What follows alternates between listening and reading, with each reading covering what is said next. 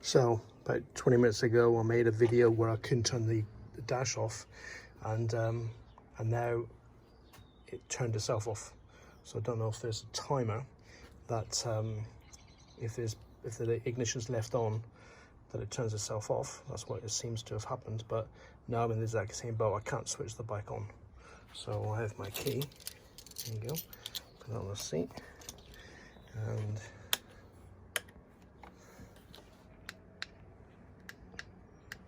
it's not turning on at all. This is what I'm having.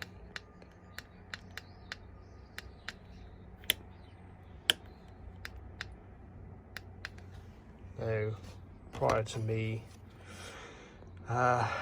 doing the first video, what I did was I basically loosened this and just moved the dash, but it hasn't seemed to have done it on this occasion.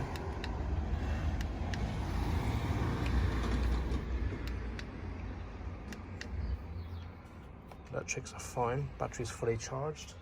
Even if the battery was flat, you would still get something on the screen unless it was absolutely dead. This is